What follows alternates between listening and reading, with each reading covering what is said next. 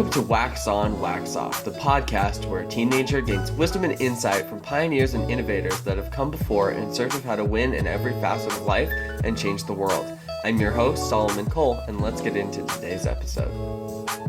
Okay guys, today's guest, I'm really excited to have him on the podcast. Today's guest is a successful entrepreneur, innovator, and NFT project founder, and I'm so excited to have him on the podcast. So without further ado, I would like to welcome Wil, the founder of the Littles, to Wax On, Wax Off. Thank you, Cole. Really appreciate this. Yeah. So starting off, what do you do and why do you do it? What do I do and why do I do it? Well, currently, specifically, if you're asking why I'm doing the Littles, is because it's truly a passion project. I do it because I always share this story of me bringing Jordy to the park. This was a year and a half ago. I still remember when she was on top of the slides with her chest puffed up in the most authentic, real, fun, bratty way, ready to conquer the world. For me, that was something and everything that I want to protect, I want to encapsulate, and I want to bring to the world. And then that's really why I do what I do, because it's so important to be able to find your why. Simon Sinek said it so well. And when you're able to find your why, you're able to go through the hardships and really be able to garner the energy to push through anything. And it's really important to find that why that is real and authentic to you, because that's what it's about. Mm-hmm. Totally. That's amazing.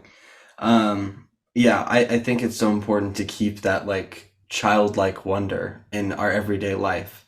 I saw this thing the other day and it said the creative people are the inner child who survived. And it's like that's like it's the truest thing in the whole world, is that our creativity is our, like, the more creative we are, the more successful we are, is more of our childlike wonder, because our inner child is the purest version of ourselves, and I think that's huge.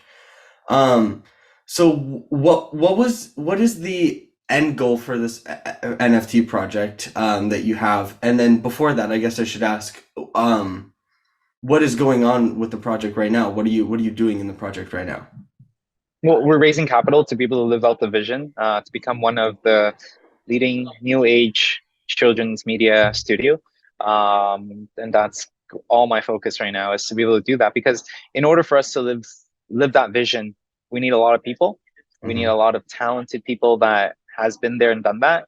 And yeah, right now we're just assembling all the Avengers to be able to conquer this mission of ours. Mm-hmm. Yeah. Recently the crypto market has kind of taken a tank. How has that affected your project and the way you run things in this space? Funny enough, like, it doesn't change a single thing. It That's really awesome. hasn't changed a single thing. Like, if you have been in our community from the get-go. Pretty much, yeah. Yeah. And the way I carry myself, the way we do what we do, hasn't changed a single bit.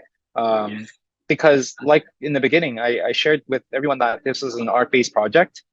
I told people that if you're not okay with that, please don't mint. I shared with people that I didn't even share a roadmap, because I didn't want to set a wrong expectation for people. Before jumping into this space, I've been a trader myself, an NFT trader specifically, and I'm a DJ myself, and I really enjoy it. But at the same time, I see a lot of flaws in speculating NFT as an asset. And for me, I don't see NFT as a product. I think a lot of people see NFT as a product, which is the reason why there's value attached to it. And when speculation can really pump up the price of the asset, it can also really destroy the value of the asset. And that's why I feel like it's not a game that I want to play. The game that I want to play is that I want NFTs to become a feature of a product. Mm-hmm. And the product itself is the studio. The product itself is the story that we are telling. It's the wonders that we bring to the world. And as a result of that, NFTs and crypto as a technology should elevate that. experience. Hmm. So, case in point, if you were to look into, let's say, Pokemon, right? Pokemon as a brand, as a intellectual property, people love it.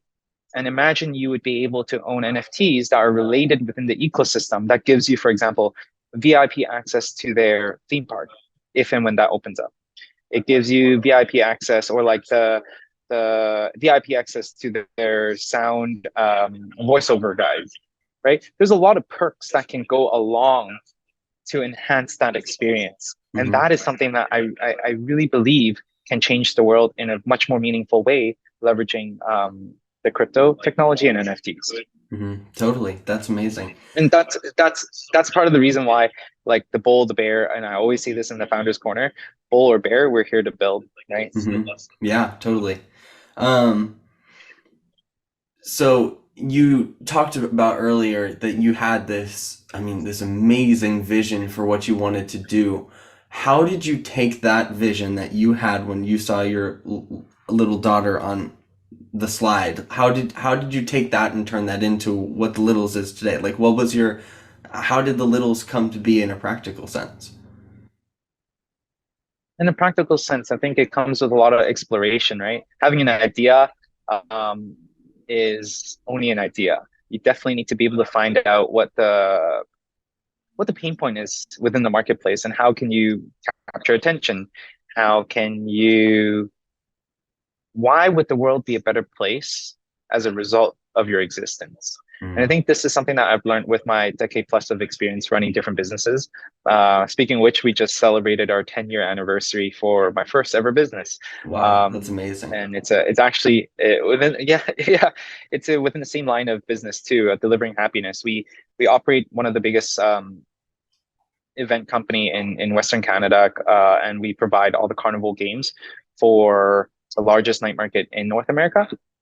So each season we employ over 100 staff, and yeah, so it's something that I hold really truly to me, and from that experience, I'm able to learn that in order for me to build anything, I must be able to find where is that the wedge that I can really find, and build a team to create um, all the different pieces um, to build it.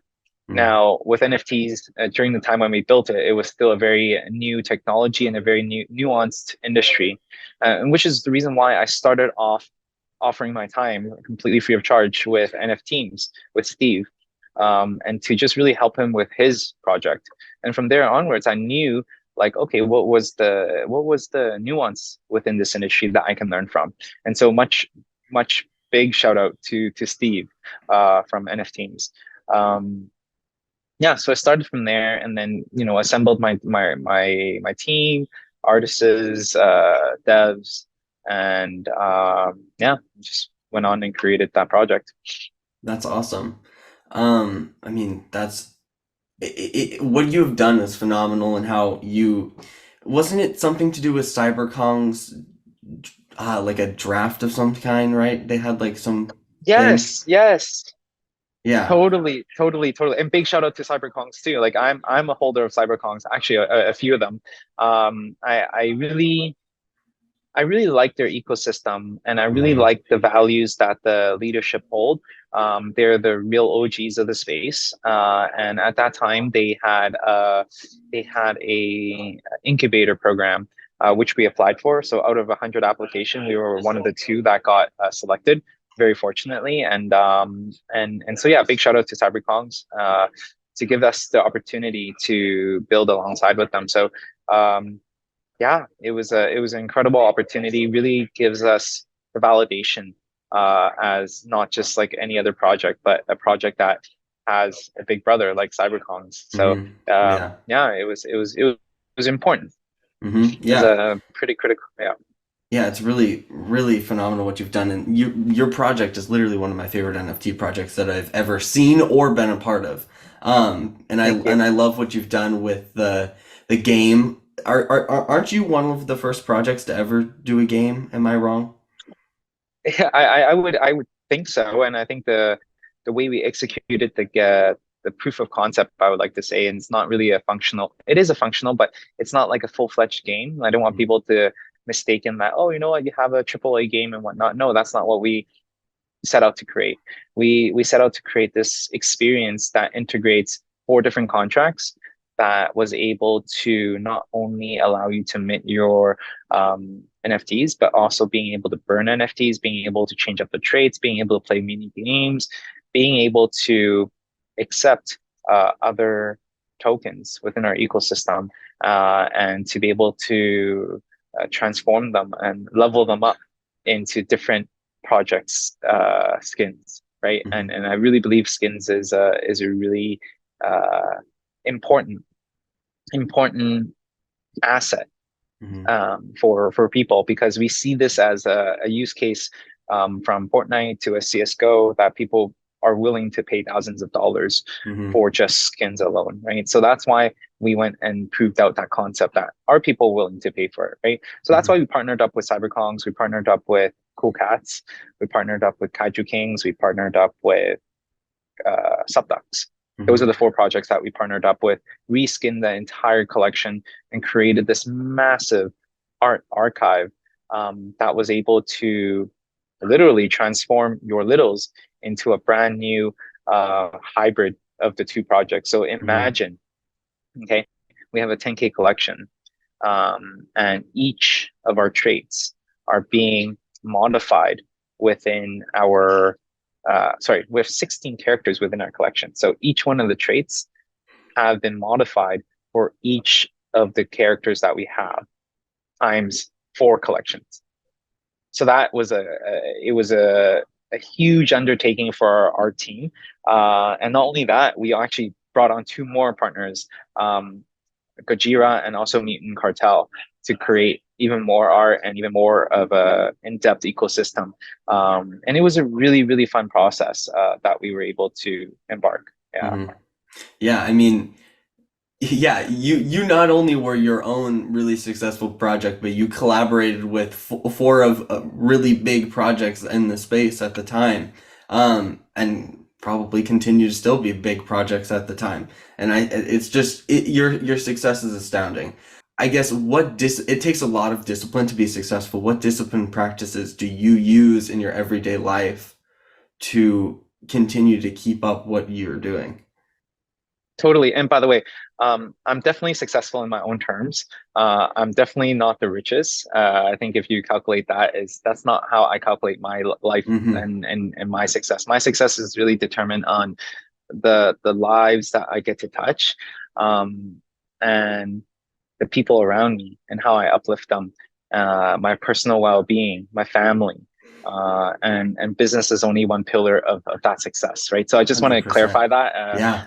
and really define what success means to me, because it's really, really important to stay grounded. It's really important to know what is important. So important. Hmm. I'm just, it's a especially in this space, and what I've experienced through the last year. Um, it's by the way, I'm gonna answer your question Hmm. of what are my rituals and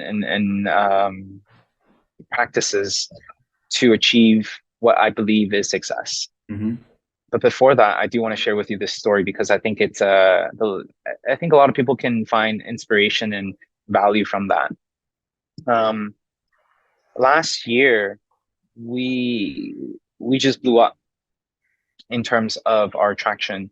I spoke at five different conferences, from VCon to NFTLA to NYC and the likes. And each one of them, we were hosting different events. We had a congruent of 10 events hosting at the same time around the world, because we wanted to be inclusive of people that cannot go to these events.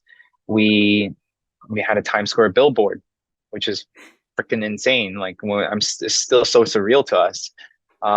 We've partnered up with Time Studio to create a show. We've got financing from Nalvana. Um, like, I'm just completely mind blown, and I got to be able to build this with my wife, my partner of we've been dating for what, 12 years, Hmm. and married for five, and we have two kids. And let alone while we're doing this Wow. entire thing, yeah, while we were doing this whole thing, we were still raising our 1 year old. Mm-hmm. Not even 1 year old. Jordan is 3, and Weston was born 10 days apart from the littles. Wow. So it's Yeah. like both of your babies were at the same time. Yeah. That's So my amazing. digital baby, my meta baby, the littles, and my real life baby was Yeah. born at the same time, right? So, and we built a interoperable game of, I would say, if you guys have the opportunity to, I definitely highly encourage you to check out the platform. It's free to play, Hmm. and if you could include it in the show notes, just let people check it out. I Yeah. think I've never launched a product where the feedback was so unanimously positive and overwhelmingly good. It was that type of experience, and not only that, we launched two merch, uh, 2 seasons of our merch line, which once Hmm. again I would say, and I've been hearing that this is one of the best merch in the game, hands down. Hmm. And I can attest to that because we lost a ton of money dealing with the merch. Yeah, I've never had Um, a better shirt. I have the merch. The shirt is the best quality I think I've ever. I like out of all of the clothes I have, this is like the best quality shirt I have, and I'm like, I would literally was wearing it 2 days ago. I wear it like once a week at least. totally, and it was a very intentional. It's a very intentional thing because we really wanted to focus on the quality. The entire thing was about the quality of the experience. What we really wanted to deliver was experience, right? Let people know what this brand is all about. It's not for us to extract more value from a community. No, that's not how we see it. We're testing different things out, from animation to gaming to merch. This is what we set out to achieve, and we have done it exceptionally well. Now, all of this was at a cost. And the cost is my personal well-being, the well-being of the people that I love and care about. Um, and the gravity of the situation really showed itself when, during the holiday, during the winter holidays, I still remember I was doing bedtime stories with my daughter Jody, and while I was reading her the story, I cannot help but feel an overwhelming sense of sadness. It was pure sadness, Hmm. which was so ironic because in in my life everything was great. Like, I'm healthy, my wife is healthy, my parents are alive, I get to see them on a weekly basis, business is doing well, like, but then yeah, I was sad.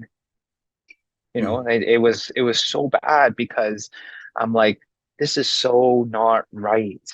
I did not create the project to be sad. Hmm. I created the project to bring more happiness to the world, but because of the the state of the market, and how the nature of this environment, and like, we don't get me wrong, like, we have an incredible community that is super supportive, but at the same time, this this feeling of the fact that you have to outcompete everyone, that you need to show up Hmm. every single minute, otherwise you get you get these people that throw slander at you, these people that don't understand the project comes in and say all these words and whatnot, Hmm. and because this means so much to us, it hurts. Every single word hurts. Hmm. And as much as I don't try to take it personally, it does, because Hmm. we've put our blood, sweat, tears into this. We're burning out. Entire team is burnt out. Like, it was to that degree. Hmm. And and and which is the reason why I'm like, this is not acceptable, and this is not what I signed up for. And I don't think there's magic that I can create and deliver to the world if my cup is not filled. Hmm. Totally. And that's the reason why over the holidays, like, I took a lot more time to get back my original routine that made me feel successful, that made me who I am today. And those traits and those things are being able to take care of myself emotionally, which is Hmm. through gratitude, right? Holding myself and practicing gratitude every single morning. I've been doing that for the last 5 years, and it has been nothing but great things can happen from it. Even just throwing gravity, even just paying appreciation for the beautiful world and the country that I'm living in right now. It gives me so much gratitude. Um, and I think that it is one thing that everyone should do. Mm. The fact that you can listen to this podcast, that you're in the position and to have the luxury to have internet, Mm-hmm. like come on, how can we not be happy about it? Like and be Totally. grateful for. Mm-hmm. Um, and the second thing that I often practice is meditation. I've been practicing it for once again the last 6 years already. And that really allows me to have a lot more awareness, a lot more ability to think critically and analyze things, because there's so many different things that are happening in the space in every single day life, that if you do not spend the time to meditate, you don't have the ability to anchor yourself and ground yourself. Mm-hmm. And the next thing is to be able to read. Reading, I don't read fast. I don't read a lot, but I try to read 10 to 20 pages every single night. And I Mm-hmm. love reading because it allows me to be present. I need to be present in order for me to understand what's going on in the book. And it just forces me to get lost in the world of biographies. I love reading Bob Iger, and I love reading self-developmental books. And I think those are what are my soul food, right? Mm-hmm. Um, and these three things really ground me. I think 5 minute journals. 5 minute journal is a practice that I think you can Google up, and it's a really, really great thing. Um, so that's uh that's emotionally and what has allowed me to be the successful me that I am. And the second part to that is being able to connect with physically, right? I love exercise, and I think that is a really good way, great outlet for me to release my stress and whatnot. So from soccer to Muay Thai to snowboarding to just anything. I love sports, right? Every Mm-hmm. single week I would train once a week or twice a week, and I neglected that all these things Mm-hmm. completely throughout my last year, because everything was about the littles. Everything and every single waking moment was about delivery, delivery, delivery, delivery, right? Mm-hmm. And so I think being able to pick back these habits up, connect with my friends, connect with my families, and really nurture those relationships with my partner, Cass, right? Mm-hmm. Like we haven't even gone on a date night for Mm-hmm. months, right? When we used to go every single week, Mm-hmm. right? Because those are the things that matter to us, and those are the things that allow our cup to be full. And when our cups are full, that's a place where I can be able to give, Mm-hmm. right? Um, so yeah, those are the habits, and why I went on this long-winded spiel to share with you, because of how detriment it is. Mm-hmm. And and and and yeah, so that's why in 2023 I've stopped posting as much on social media, Mm-hmm. because I really wanted to take the time to, first of all, I already shared with everyone that, hey, you know what, I'm going to be focused on fundraising. And that's exactly what I'm doing. Fundraising. I've been revising my deck every single day now. I'm sorry, every single revision, we just keep revising, revising, revising. And Mm-hmm. we're making some very good progress on that note.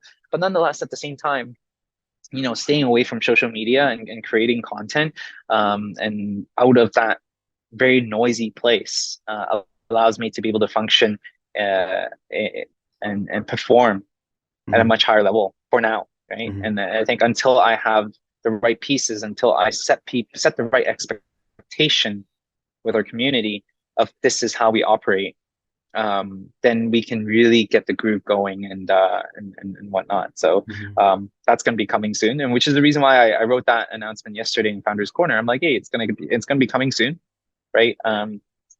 Yeah. Yeah. I mean, you you're it's just mind blowing because you could say, yeah, success is I make this much and I do this. No, but you're saying success to me is time with my kids, time with my wife, time with myself, meditating, being like practicing gratitude, all of these things. Like I I watched this interview with Justin Bieber, and they were talking about, he was like, yeah, I could have everything in the whole world, but my favorite thing to do is to go outside, sit in my yard, and watch hummingbirds suck nectar out of flowers. He was like, that's my favorite thing. And people who are striving so hard to get money or get a car or get this watch, it's not about that. It's about be in the present moment, love the people around you, Mhm. and do the best that you can, not the best that someone else can in every single moment. And I think that hearing it from you and even just us, me doing this podcast is like, I think this is a philosophy in a way that needs to be shown to the next generation. Um, so quickly touching on the next generation, what do you think are the biggest strengths of my generation and your kiddos' generation? Access, Hmm. access. For Can us to be you? able to do this, right? That's access, right? Like Mhm. how where do you live, by the way? I live in Pennsylvania. I'm in Vancouver. The fact Yeah. that we're able to do this, right? It's a Hmm. completely on the other side of the world. Hmm. Yep. And different time zones, everything's so different. Occupation is completely different. Yet we have the you have the access to this type of Hmm. interaction Yeah. is something that I never had when I first started my journey in entrepreneurship 10 plus years ago. I wanted that. Hmm. I wanted to tap into other people's brain, and I wanted to be able to tap into their story, their pitfalls, to learn from them, to find mentors. Um, and yet it was so difficult to find them. It's so difficult to access them. Hmm. But today, in today's age, if you're willing to grind, hustle, network, you have the access to anyone in the world. Yeah. And that is something that shouldn't be taken for granted. Hmm. And I think it is. It is taken for granted by a lot of people because instead of doing this and talking to successful older people who have more knowledge and more wisdom and gleaning from that, they're on social media, and it's like, come on, what are you doing? Um, okay, so the biggest strength is access. What would you say is the biggest weakness?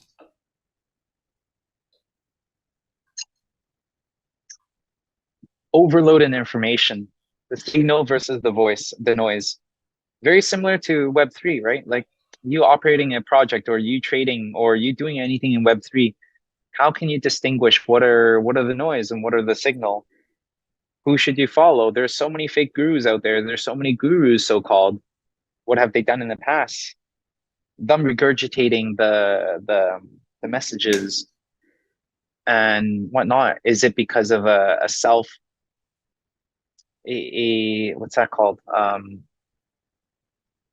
Is it more of a selfish thing to virtue signaling? Hmm. Is it for that, Yeah. or is it because they truly believe it and it's what they truly is, how they live and how aligned it is with their life? Right? Hmm. Where's that honesty? Where how do you distinguish that? And I feel I feel kind of sad. I feel kind of sad for the next generation because it's so hard for them to distinguish between the two. And Hmm. sometimes they just go down a path without knowing it, and it's not really at their fault at all. Just at the fault of information overload out there, Hmm. right? So it's so important to be able to learn how to critically think, how to analyze, and how to do those two pieces in order for you guys to be able to learn from the right philosophy, I would like to say. Yeah. Hmm. Mhm. Yeah. That's wow. Um, I have two more questions. Last two questions. What do you think my generation needs to succeed and to get to its maximum capacity in success in every facet of life? Sorry, can you, what does your generation need to succeed in order to be successful in all assets of life? Hmm. To kind of level up as a generation. Being authentic. Mm. It's hard. It's hard to be authentic. It takes a lot of courage to be authentic. And especially because there's so much judgment going on, because your life is on social media. and you are being measured by the amount of likes and measured amount of clout you have, like how honest can you be with yourself? Mm, Super difficult, right? And that's mhm, why a lot of people live behind a mask. And in order for this generation to really thrive, I believe that they need to be authentic. They need to be their real self. And when they are the real self, that's when we can uplift each other to a better state, to level up, mm, right? That's how we're going to be able to build a really strong, real foundation, not just a house of cards that we mhm. see. Yeah. Um, what would you say is your biggest life advice?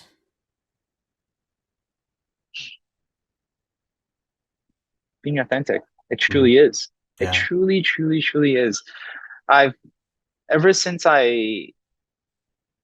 ever since I had the value of integrity. I've learned the value of integrity. I didn't really mean much to me. It really didn't. It was just words for me, right? And I'm like, oh, what does it mean? Sure, it looks good. Value's cool. Slap it on a piece of paper. And when I was building my company, and I didn't really have, I didn't really have the experience. I didn't really have the feeling Mm, of what it means and the power of it. And when I started to really lean into it and see the power in that, and how much freedom and how much peace I get, I'm like, wow, it was incredible. yeah. It's so good. It's like a drug. It's like the more authentic you are, the more you can wield it to your own powers and really leverage that, right? Mhm, Not to say that you're not going to be able to leverage it to your needs. You can be, right? As long as you're real and you're aligned to that, right? As long as you mhm, believe it, as long as that's how you act, mhm, right? Like I cannot preach having a family and like family life this, family life that, and create the littles if I don't have one. And if I don't believe in family, I'm out partying every single day. I don't have a good foundation with my wife. Then how can I preach what I'm doing right now? It's not going to be authentic. And everything that I do is going to have so much friction. And I don't, I'm going to always feel like I'm a phony and always feel like I'm not good enough because it's not real. There's no strong foundation. mhm. But because I'm true to this at this current state, I have so much power. I feel so confident in everything that I do because it's true to me currently as we speak. Now, Mhm. not to say that it's not going to change and evolve. People change all the time. The only constant is change.